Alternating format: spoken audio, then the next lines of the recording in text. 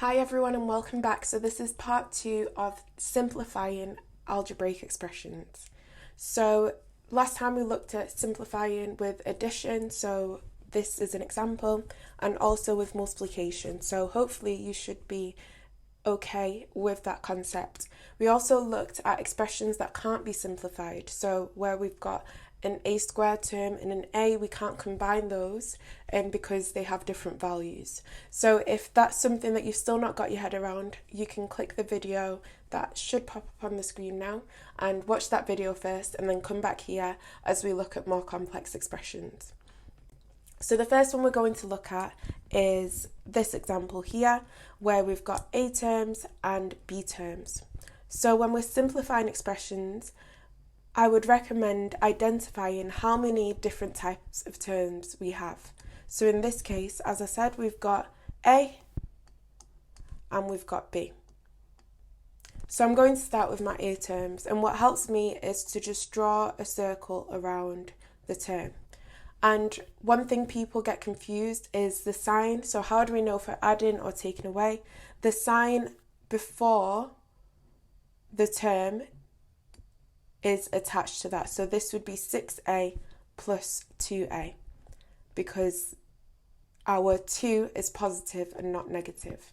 If we're working that out, we can work out that we've got 6 plus 2, which is 8a. And then we can do the same thing for the b terms. So I'm going to do b in blue. Hopefully no one's colourblind. So we've got 2b. Let's have a go at the next one. So you can pause the video and have a go by yourself and then have a look at the answer. So again, I'm going to identify how many terms I have. I've got a terms and b terms, so I'll start with my a's. So I've got 6a, and we assume the first one is positive. Well, we don't assume. The first one is positive because it's not got a negative sign there. So I've got 6 take away 2 for my a's, which means I've got 4a. And for my b's, I've got 2, positive 2, take away 4. So 2 take away 4 would be minus 2, so that's minus 2b. So our answer for that one is 4a take away 2b. Let's have a look at the next one. So as we spoke about at the start of the video, the a terms are different to a squared because they have a different value. You can pause the video, have a go. Start with my a term, so I've got 2a plus 4a, which gives me 6a. And then for my a squared terms, I've got positive 3a squared, take away a squared, which is positive 2a squared. Hopefully we got them correct.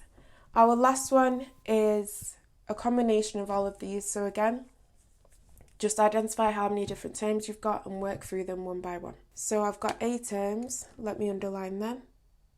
Oh, I've only got one a term, so that would stay the same. And then I've got an a squared term, so minus a squared plus 2a squared. So minus 1 plus 2 is positive 1, so positive 1a squared. And we also have b terms, so I've got positive 2b, take away 5b. 2 take away 5 is minus 3b. Nice. So hopefully you got them correct, and if you didn't, you see where the answer came from. And we're now going to look at an exam question. You can pause the video and have a go by yourself and then come back for the answer. So it says here we have 5 straight rods and they've all got measurements on them. So these are our measurements, and all the measurements are in centimetres. The total length of the 5 rods is L centimetres. So again, like we said, we use algebra when we don't know what the number is. So the length of the rods together, the total length, is represented by L. And then it says find a formula for L. So find a formula for the total length of the rods. in terms of A. So it says in terms of A because we don't know the measurements of the rods. We've been given the measurement of the rods in terms of A. So A represents the length of the rod, of each rod. So you'll see that these are all just A. So A. So they are the same length. This one is A minus 1. So this one is 1 centimetre shorter than these. And this is A plus 4. So this one is 4 centimetres longer than these. It says, write your formula as simply as possible. So what that means is once we've worked out what the total length is in terms of A, we just need to simplify our answer. So L, the total length. How do we get the total length? Well, total means we add them all together, right? So I need to do all of the lengths added together. So I've got A minus 1, that's the first length, plus A, plus A, plus A, plus A plus 4. So I've just added together all of the lengths of the rods.